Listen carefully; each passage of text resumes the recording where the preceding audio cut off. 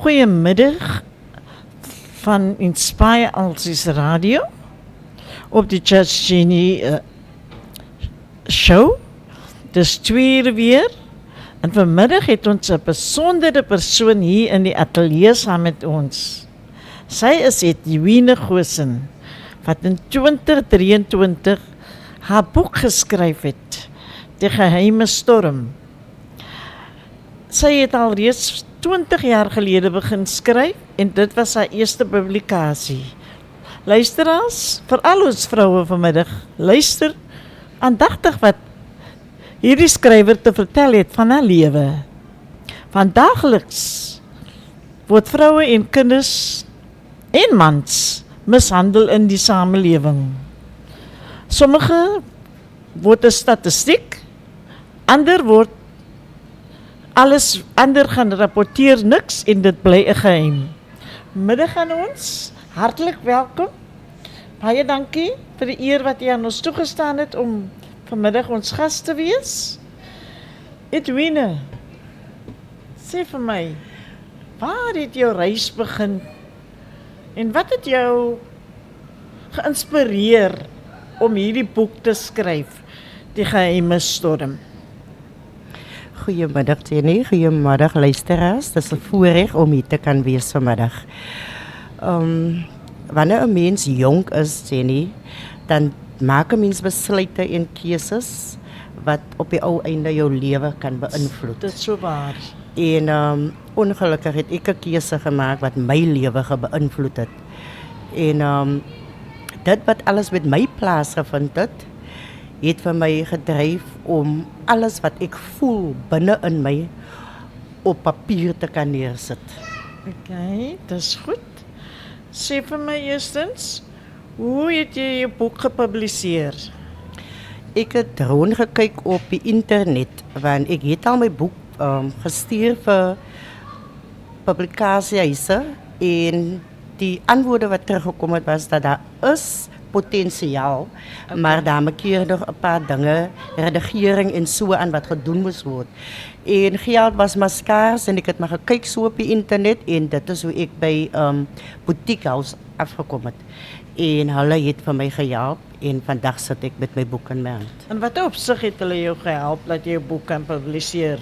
Aan daardie tyd het ek my man of my gehelp met 'n paar sente, rente en hulle vra 'n sekere bedrag vir editing, typing en dan vra hulle bedrag vir jou cover. So alles is basies ingesluit vir tot op met jou aflewerings. Okay. En dan stuur hulle net elke keer vir jou hoe ver is hulle nou en wanneer alles sal aflewer. So jy sal mense aanraai wat die eerste keer geskryf het om met hulle in verbinding te tree. Ja, ek sal beslis. Okay. En waar anders kan mense jou boek lees op sosiale media? My boek is op die oomblik beskikbaar by Amazon en dan is ek ook by Digital D2D en Kindle. Dit is beskikbaar daar, ja. Goed.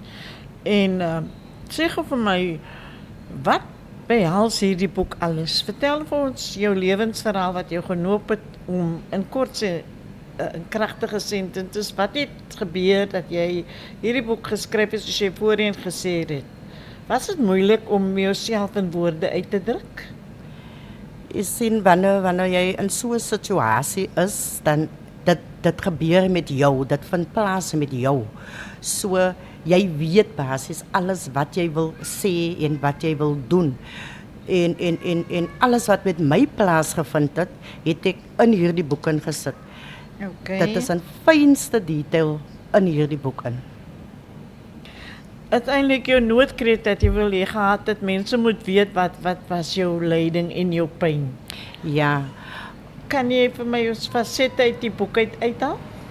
Ja, daar is dit is baie sensitief en daar was tye wat ek gedink het ek gaan nie oorleef nie. Daar was byvoorbeeld een keer wat hy my in 'n kanaal vol water paddaslime, dooie diere en soveel en 'n klomp vullis die mense dam gewoonlik hulle vullis ook daarin en ek het uit my geslaan, my oë was toegeslaan gewees en daar het hy vir my gelos in die kanaal en maar voor hy vir my gelos het, dan het hy elke keer my kop onder die water gedruk en as hy gesien het, ek is nou nie meer by my bewussyn nie, dan lig hy weer my kop op om sodat ek kan wakker word en sodra ek wakker is, dan druk hy net weer my kop totdat mense my hulpkrete gehoor het. My familie wat net so oor kan gebly het, uitgekom het en vir my kom help het. Sjoe, maar dit is 'n seer ervaring wat jy deurgemaak het, nie? Dit was 'n moeilike ervaring. Ja, dit is Jenny en daar's nog vele meer wat hy aan my gedoen het en ek is net dankbaar dat ek vandag nog hier kan wees want dinge kon so anders gewees het vandag. Ek is jammer vir die pyn wat jy deurgemaak het. Hoe het jy al hierdie dinge oorkom? Was daar professionele hulp vir jou gewees? Het jy uitgereik na professionele mense om vir jou die pad om jou hands te vat en saam met jou die pad te stap? Toe ek nou uit hierdie verhouding uit is, was my lewe so 'n bietjie de mekaar en ek kon nog nie regtig verwerk wat alles met my plaasgevind het. Natuurlijk nie. Na 'n tyd het ek 'n sielkundige gesien maar dit was nou net vir 'n tydperk gewees en omdat hy 'n man was dit vir my moeilik om saam met hom te praat want in my gedagte was dit nou net u is 'n man wat dit aan my gedoen het, wat dink u nie van my en so nie.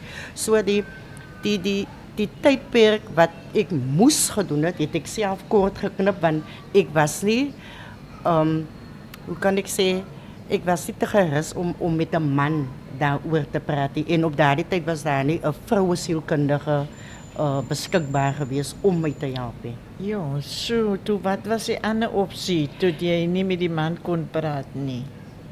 Ek het nie omdat hulle nou nie 'n vroue sielkundige kon kry nie, het ek maar saam met my ouers gedeel, my geestelike kerkleiers gedeel en hulle het maar vir my sover gehelp die pad vorentoe. Sjoe, dit was glad nie 'n maklike pad nie.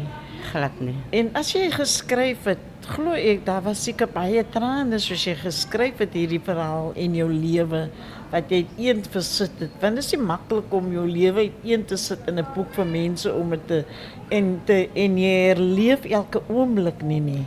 Glad nie maklik iets nie. By elke sin wat ek geskryf het, dan het dit my teruggevat en dan sien ek myself in die posisies in waar ek was, vol bloed, vol houe, vol knope, stikkend, bewusteloos uit en dan loop die trane en soos ek voorheen gesê het, daar's tye wat ek moes al dood gewees het al. Ek letterlik ek moes dood gewees het op baie tye want daar was tye wat 'n revolver op my gerig was, daar was tye wat ek in 'n trein gesit was, daar was tye wat ek in 'n bos gelos was, oggendure. Ek moes my pad self huis toe vind. Sjoe. Daar was tye wat op my geskiet was, dan moet ek dans soos iemand wat verstaan en die man het baie dinge aan my gedoen en daar ek het letsels wat agtergelaat is en die skryfproses het my definitief teruggevat met alles wat saam met my plaasgevind het. Was dit ook 'n genesing vir jou in 'n mate ook nie? Want jy herleef elke oomblik wat jy daardeur vat, wat met jou gebeur het in jou geheue en jy skryf dit. Was dit ook deel van jou genesingsproses hierdie boek? Ja, beslis Jenny, dit is ook die genesing is ook deel van dit want so op 'n mate maak jy vrede met wat met jou plaasgevind het en jou gemoedstoestand raak beter want jy voel dit kom op 'n mate uit. Luisteraars, ons gaan nou weer terugkom na julle toe. As julle vanmiddag aandagtig geluister het, wat 'n vrou deurgemaak het. En sy sê 'n statistiek vandag nie. Sy het oorleef. En sy het die ander pad gekies om weg te gaan. uit al hierdie seer, pyn en hartseer. Ons is nou weer terug op die lig. Goeiemiddag, ons is terug met Rowena, ons gas in die ateljee, wat vertel van haar seer en haar pyn en haar lyding wat sy deurgemaak het. Sy het nie 'n maklike pad geloop nie. Luister as ons luister verder. Rowena, sien 'n mens eintlik die gevaartekens? Of sien jy dit te laat? Of glo jy dit sal verbeter as hulle vir jou beloof het, dit sal nie weer gebeur nie? Gewoonlik, Jenny, sien 'n mens eintlik die gevaartekens nie. Want die eerste jaar of 2 dan word jy soos 'n prinses behandel. Jy word ingestop en die liefde is daar, want net skielik dan begin dinge te verander. En dan jy probeer beter wees, maar daar is niks fout met jou nie. Die fout lê nie by jou nie. Die fout lê by die ander ene. Maar jy glo, miskien is daar iets wat jy nie reg doen nie.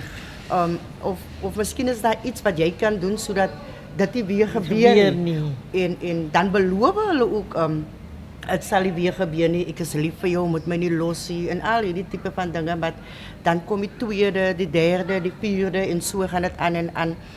En ek wil net noem, jy as vrou kan nie die man verander nie. Dit moet van hom afkom. Niemand kan iemand anders verander nie. Dis waar, dit is 100% waar. Hoe behulpsaam was die polisie gewees in al die tye wat jy hulle ingeroep het met jou huislike omstandighede? Het jy sake teruggetrek vir die vrede wille van die vrede? Ja, daar was sake gemaak, maar ek moes dit terugtrek want dreigemente was gemaak gewees op daai stadium. En jou familie is in gevaar, jou kinders is in gevaar. Dit is wat plaasvind in sulke omstandighede. Dan moet jy die saak terugtrek. Of jy moet maar net vergeet wat nou met jou plaasgevind het en maar net aanbeweeg amper asof daar niks plaasgevind het nie. Die polisie was al daar en dan moes ek dit weer terugtrek. Ek was al by die polisiestasie en in nou tyd dan toe ek ook begin dring en baie gedring want ek wou net vergeet wat gister gebeur het. En ek wou net vergeet die pyn, ek wou net vergeet die trane, die seer. En dan gaan ek miskien nou die volgende dag polisiestasie toe, dan ruik ek nog na alcohol en dan wil hulle my help, want omdat ek nog na alcohol ruik, dan moes ek weer gaan en dan het ek weer gegaan. Al die vernederings wat jy moes deurstaan om dit te doen. Ja. Wat sal jy vanmiddag sê? Wat was jou laagste punt in jou lewe wat jy besluit het tot hier toe en nie verder nie? Dat jy besluit het, nou gaan ek gaan. Was jy in enige veilige plek gesit gewees? Dit is eintlik iets waaroor ek nie trots is nie. Dit is 'n manier, die vinnigste, die beste manier tyd was dit in my gedagte.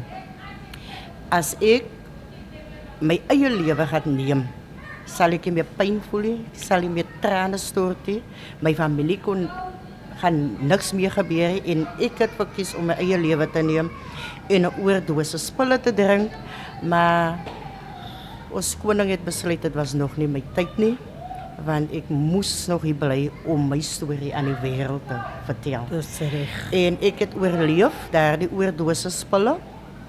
En vanmiddag wil ek net vir elke vrou sê, ek weet, is moeilik om in so 'n situasie uit te kom. Dit is. Vir my was gesê gewees, ag, sy wil geslaan wees, ag, hoekom vat jy nie jou klere en loop nie, maar dit is nie so maklik nie. Dit is waar. Vir die persoon wat in daardie situasie is, gaan dit maklik lyk, maar jy wat in die situasie is, dit is nie maklik nie. Sekere dinge vind plaas dat jy nie sommer net jou goed kan vat en gaan nie. Jy byvoorbeeld soos in my saak was ek gedreig gewees. Ander vroue het finansiële ondersteuning nodig. Ander vroue het die woonplekke of so nie. Maar vandag wil ek vir elke vrou aanmoedig en bemoedig haar buite. vat vandag geloof. Vat hy eerste stap. Yes. Maak oop. Praat. Want hoe langer u daar gaat bly, gaan u beslis 'n statistiek word. Dis waar. En ek sê weer, ek weet dit is nie maklik nie. Maar een of ander tyd sal u die stap moet vat om uit daardie situasie uit te kom. Dit is waar. Rowena, as ek hoor en jou seer en ek kyk vandag die pragtige vrou wat vanmiddag in die ateljee sit, dan sê ek dit was soos sy sê, dit was 'n stap van geloof om te oorleef, ook met familieondersteuning en ook met haar nuwe lewensmaat in haar lewe. Dan was dit 'n stap van geloof om te oorleef. En soos sy reeds gesê het aan elke vrou vanmiddag, daar is hoop vir jou. Jy moet die eerste tree neem. Jy moet die eerste besluit neem. As jy wil gevange wees vanmiddag in jou probleme, staan op. Daar buitekant is baie hulp. Daar's berading. Vroegere jare was daar nie sulke instansies wat ons hulp aangebied het vir vroue nie, waar vroue moes stil bly. Vandag het ons die opsie om berading te kry. Daar is sielkundiges, daar is geestelike vaders, pastore, wat jou kan help met al hierdie dinge vanmiddag. Moenie 'n statistiek word nie, vra ons vanmiddag. Met hierdie boek wat sy geskryf het, het sy haar pyn en lyding geskryf. Sy het haar seer uitgeskryf. Sy het genesing daardeur gekry deur hierdie boek vanmiddag.